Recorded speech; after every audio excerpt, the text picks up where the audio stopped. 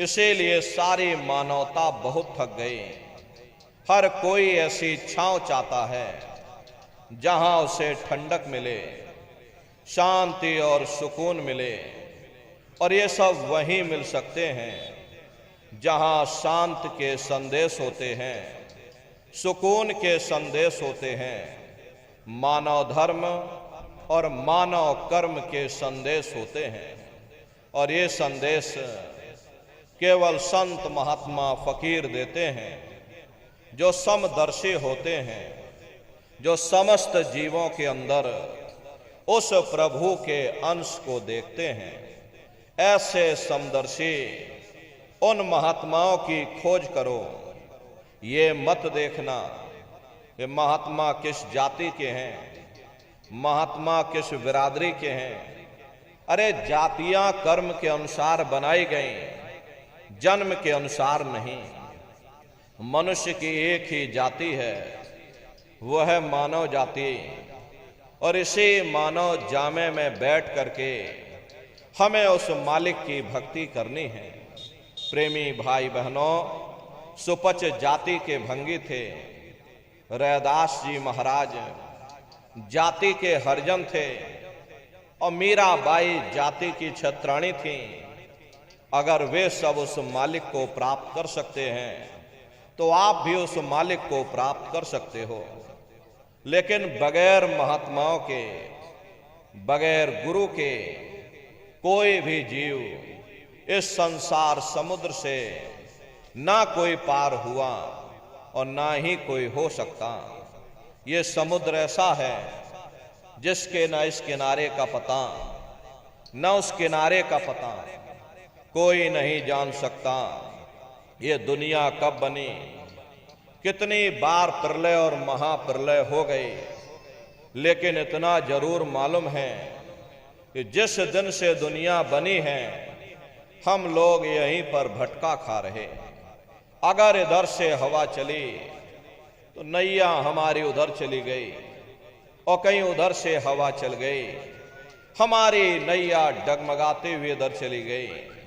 न जाने कितने युग और कल्प बीत गए, लेकिन हमारी ये जीवन की नैया आज तक इस भवसागर से किनारे नहीं लगी। इसलिए नर नारियों, सौभाग्य से वक्त का इतना बड़ा वरदान आपको मिला, ये मानव तन आपको मिल गया।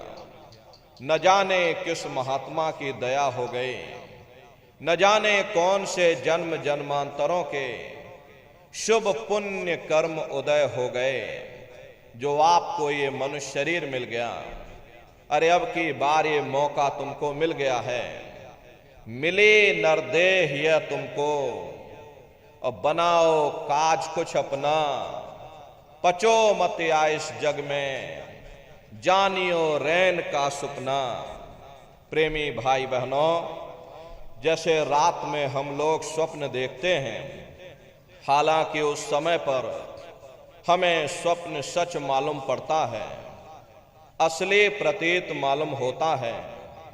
लेकिन जब हम लोग सुबह उठते हैं, जब हमारी आंखें खुलती हैं, तब हमें होश आता है कि नहीं भाई, हम तो स्वप्न देख रहे थे, ये सब भ्रम है। ठीक उसी प्रकार से ये दुनिया भी 10-20-100 साल का स्वप्न है। अब आप कहोगे हम जाग रहे, परंतु प्रेमी भाई बहनों, ऐसा हरगिज नहीं है।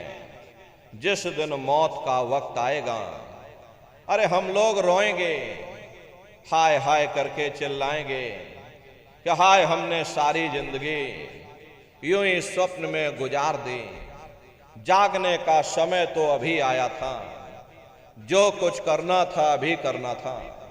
लेकिन प्रेमी भाई बहनों, अब पछताए होत क्या, जब चिड़िया चुग गई खेत। महात्मा प्रेम से जीवों को समझाते हैं कि भाई देह और ग्रह सब झूठा और भरम में काहे को खपना।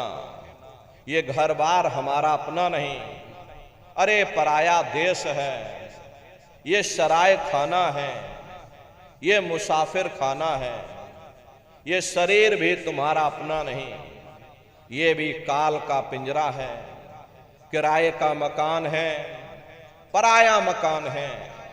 किसी को 40-50 साल के लिए मिला, किसी को 80-90-100 साल के लिए मिल गया।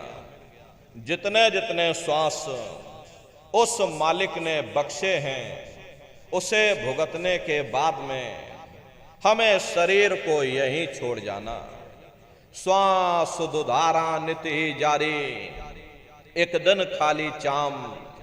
प्रेमी भाई बहनों, एक तालाब पानी से चाहे कितना भी क्यों ना भरा हो, आप एक छोटी सी नाली काटकर खोल दीजिए, तालाब में छोटा सा छेद कर दीजिए, तो सारा पानी तालाब से बाहर निकल जाएगा। ठीक उसी प्रकार से तुम्हारा ये शरीर भी श्वासों का भंडार है, और जब तक श्वासों का भंडार जारी है, हम दुनिया के काम काज में फंसे हुए, दुनिया के कारोबार में हम आप उलझे हुए। लेकिन जिस वक्त ये श्वासों का भंडार खाली होगा, अरे टेलीफोन खड़क जाएंगे, तार पहुंच जाएंगे, संदेश पहुंच जाएंगे, सब रिश्ते नातेदार, सब कुटुंब परिवार वाले, सब अड़ोस पड़ोस वाले मिनटों सेकंडों में इकट्ठा हो जाएंगे।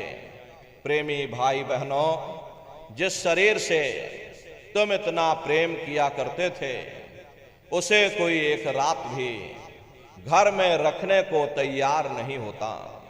ये कंधों पर लटका करके शमशान भूमि पर छोड़ करके आ जाते।